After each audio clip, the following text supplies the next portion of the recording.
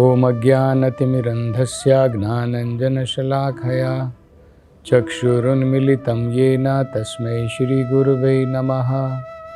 नमो ओं विष्णुपदाय कृष्णप्रेष्ठाय भूतले श्रीमते भक्तिवेदान्तस्वामिन् इति नामिने।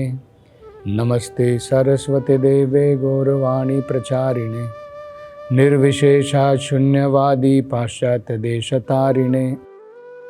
जय श्री कृष्ण चैतन्य प्रभु नित्यानंद श्री अद्वैत गदाधर श्रीवासादि गौर भक्तवृंद।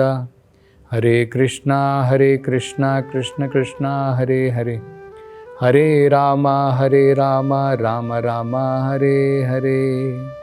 हरे कृष्णा। तो आगे अब नारद जी प्रचेताओं को बताते हैं कि भगवान किन 3 कार्यों के द्वारा पूर्ण रूप से संतुष्ट हो जाते हैं। भगवान को हम कैसे संतुष्ट कर सकते हैं, क्योंकि वेदों में बताया है अगर हम भगवान को संतुष्ट कर दें, समसिद्धि हरितोषणम। हरितोषणम का मतलब होता है भगवान की, हरि की संतुष्टि। तो वो हमारे जीवन का परम लक्ष्य है।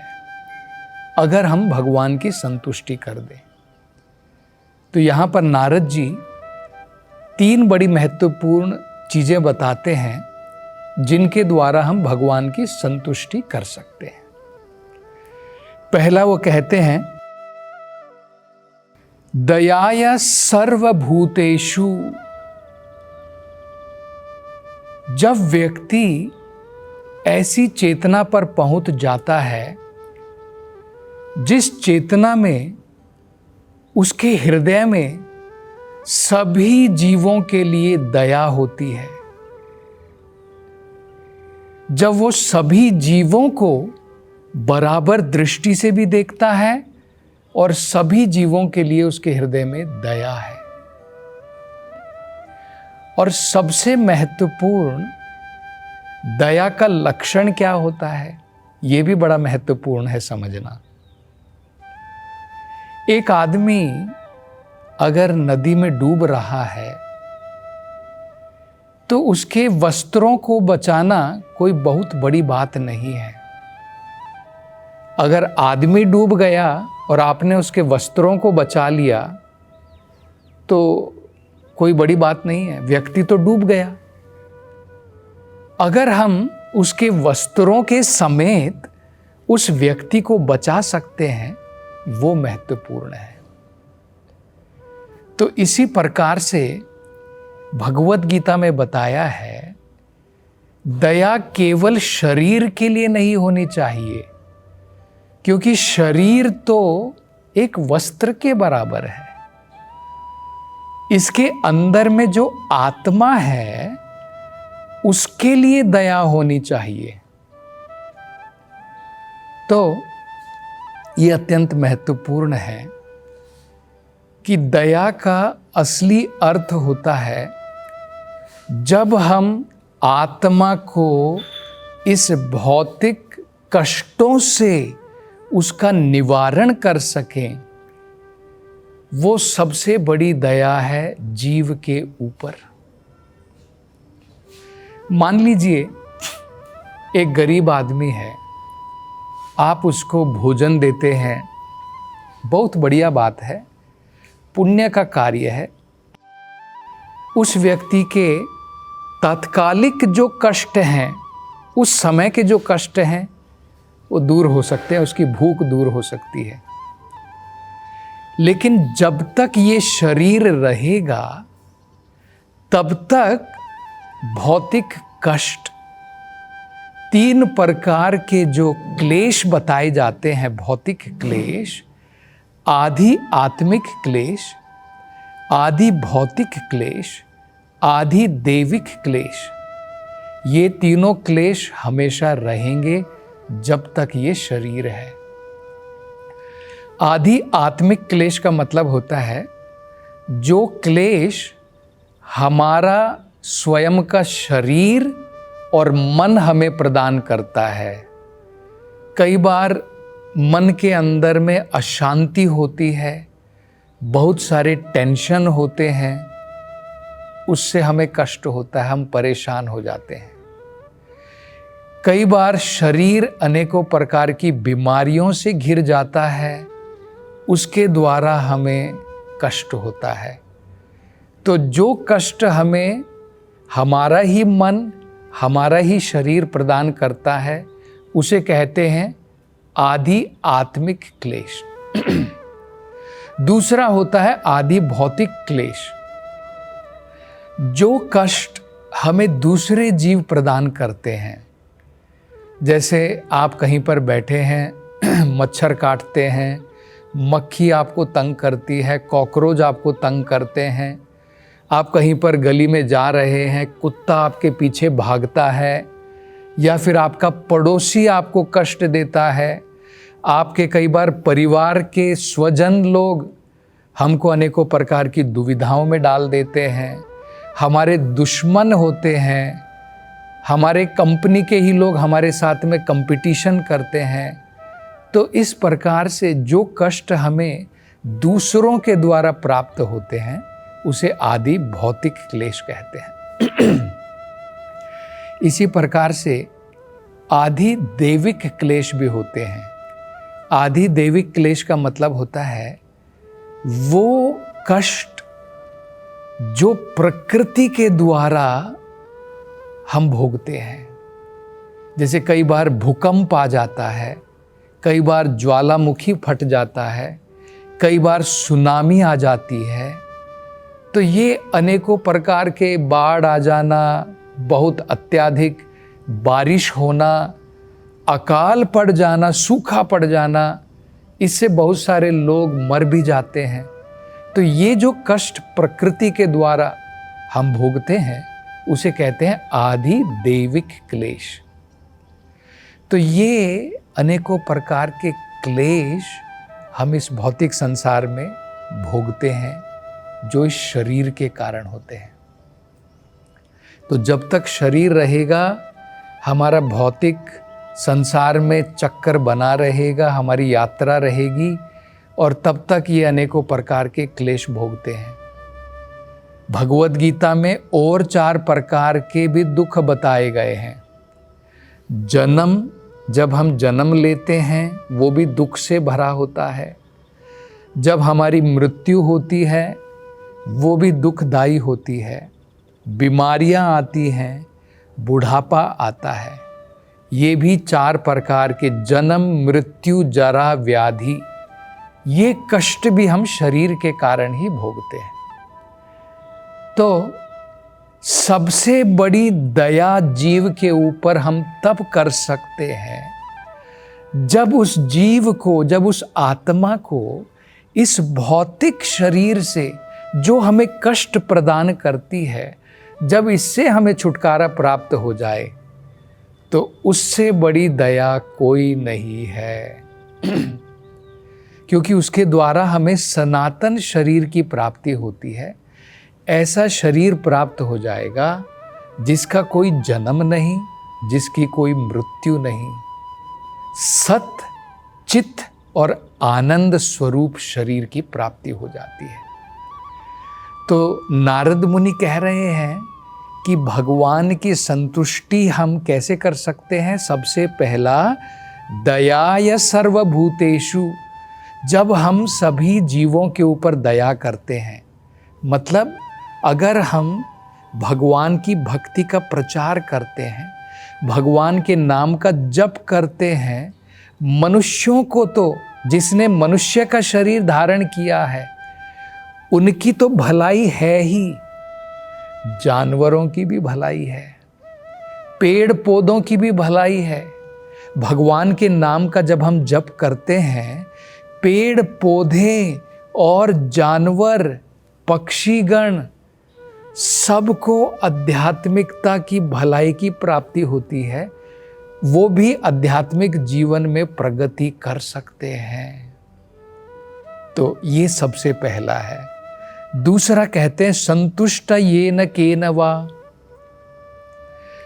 जो व्यक्ति किसी भी अवस्था में संतुष्ट रहता है, भगवान उसके द्वारा बहुत संतुष्ट हो जाते हैं। अगर हमारे पास में ऐश्वर्य है, सब कुछ है, उसमें भी हम संतुष्ट हैं। हमारे पास में कुछ भी नहीं है, उसमें भी अगर हम संतुष्ट हैं कि भाई आत्मा और शरीर किसी न किसी प्रकार से एक साथ रह रही है, और अगर मैं भगवान की भक्ति कर सकता हूँ, चाहे नरक में चाहे स्वर्ग में, जब भक्त जो है किसी भी स्थान पर किसी भी परिस्थिति में विचलित नहीं होता है, संतुष्ट रहता है, तो भगवान उसके द्वारा अत्यंत संतुष्ट हो जाते हैं। तो दो हो गई। पहला बताया कि दयाय सर्वभूतेषु, सभी जीवों के प्रति दया, उनके शरीर के प्रति भी, लेकिन सबसे महत्वपूर्ण दया आत्मा के प्रति। आत्मा को कैसे इस शरीर और भौतिक पिंजरे से बाहर निकाला जाए, मुक्ति प्रदान की जाए, कृष्णा भावनामृत का, भगवान के नाम का संकीर्तन का प्रचार करके। और दूसरा, भगवान संतुष्ट होते हैं अपने भक्तों के द्वारा, क्योंकि भगवान का भक्त ही किसी भी परिस्थिति में, किसी भी स्थान पर, किसी भी अवस्था में, नरक में या स्वर्ग में, कहीं पर भी संतुष्ट रहता है भगवान की सेवा में लग करके।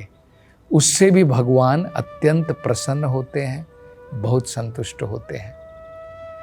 तीसरा वो कहते हैं सर्वतः सर्व इंद्रिया उपशांतया। जब व्यक्ति अपनी सारी इंद्रियों को नियंत्रण में रखता है, जब अपने मन को नियंत्रण में रखता है, भगवान बड़े संतुष्ट हो जाते हैं। और अपनी इंद्रियों को हम नियंत्रण में कैसे रख सकते हैं? जब हम इंद्रियों के भोगों में लगे रहते हैं, भगवान असंतुष्ट रहते हैं। क्यों? ये इंद्रियां के भोग आत्मा के लिए जहर है, और ये जो तपस्या करते हैं हम इनको नियंत्रण में लाने के लिए, ये दवाई है। और जब हम भगवान की भक्ति में लगते हैं, वो अमृत है। देखिए, 3 चीजें याद रखिए। इंद्रियों का भोग भौतिक संसार में विष है, जहर है। और जब हम तपस्या के द्वारा इंद्रियों को, मन को नियंत्रण में रखते हैं, क्योंकि उससे भगवान प्रसन्न है, तो वो क्या है? वो हमारे लिए दवाई का कार्य करते हैं। और जब हम इन नियंत्रित इंद्रियों को और मन को भगवान की सेवा में लगाते हैं, वो अमृत है हमारे लिए। तो भगवान बहुत संतुष्ट हो जाते हैं जब हम अपनी इंद्रियों को कंट्रोल में रखते हैं, नियंत्रण में रखते हैं। अब इंद्रियों को नियंत्रण में कैसे रखा जाए, उसका सबसे सरल उपाय क्या है? क्योंकि इसके द्वारा भगवान संतुष्ट हो जाते हैं, तो हम अपनी इंद्रियों को नियंत्रण में कैसे रखें? अगर हमें ये समझ में आ जाए कि मन जो होता है, माइंड जो होता है, ये एक प्रकार का मैनेजर है, इंद्रियां वर्कर है। तो जैसे मन, जैसे मैनेजर अपने स्टाफ को, अपने वर्कर्स को कंट्रोल में रखता है, नियंत्रण में रखता है, इसी प्रकार से हमारा मन अगर हम भगवान के चरण कमलों में लगा सकें, सवई मनः कृष्ण पदारविंदयोर, अपने मन को सबसे पहले भगवान में लगाना है। मन अगर इधर उधर भटक रहा है तो ज़्यादा फायदा नहीं है। इंद्रियां हमने लगा दी भगवान की सेवा में, लेकिन मन भटक रहा है, बहुत ज़्यादा फायदा नहीं मिलेगा। लेकिन अगर आप मन को लगाते हैं तो ऑटोमेटिकली हमारी इंद्रियां भी भगवान की सेवा में लग जाती हैं। और अगर भगवान की सेवा में इंद्रियां लग गई तो हमें समझ लेना चाहिए कि हमारा मन और हमारी इंद्रियां काबू में आ जाती हैं। उसके लिए क्या करना है? भगवत गीता में बहुत बढ़िया श्लोक के द्वारा भगवान समझाते हैं। कूर्म इंद्रिय सर्वशः। जिस प्रकार से कूर्म का मतलब होता है एक कछुआ। कछुआ अपने अंगों का, अपनी इंद्रियों का प्रयोग तभी करता है जब उसको जरूरत होती है। जब उसको जमीन के ऊपर चलना है तब उसका प्रयोग करता है। जब पानी में उसको तैरना है तब अपने अंगों को बाहर निकालता है। जैसे ही वो देखता है खतरा है, डेंजर है, भय है, तो क्या करता है? तुरंत अपनी इंद्रियों को समेट लेता है। तो यही हमें करना है। अपनी इंद्रियों का प्रयोग हमें केवल जब जरूरी हो तभी अपनी इंद्रियों का प्रयोग करना है। ऐसा नहीं है कि भगवान ने आंखें दिए हैं तो जो हमें देखना है सब कुछ देखें। कहीं पर गंदा फिल्म का पोस्टर लगा है उसको भी देख रहे हैं, कहीं पर एडवर्टाइजमेंट चल रही है उसको भी देख रहे हैं। इन आँखों के द्वारा जो जरूरी है केवल उसको हमें देखना चाहिए और आँखों के द्वारा भगवान की प्रतिमा के, भगवान की विग्रह के दर्शन करने चाहिए। इसी प्रकार से कानों का प्रयोग आलतू फालतू बातों को सुनने की जगह भगवत कथा, भगवान का नाम सुनने के लिए करना चाहिए। मतलब इंद्रियों का प्रयोग केवल उन्हीं चीज़ों के लिए करना चाहिए जो शरीर और आत्मा के लिए जरूरी है और भगवान की सेवा में उनको लगाना चाहिए। तो नारद जी कह रहे हैं इन 3 चीज़ों के द्वारा भगवान संतुष्ट हो जाते हैं। और आगे नारद जी क्या बताते हैं इसकी चर्चा हम अगली कथा में करेंगे। हरे कृष्णा।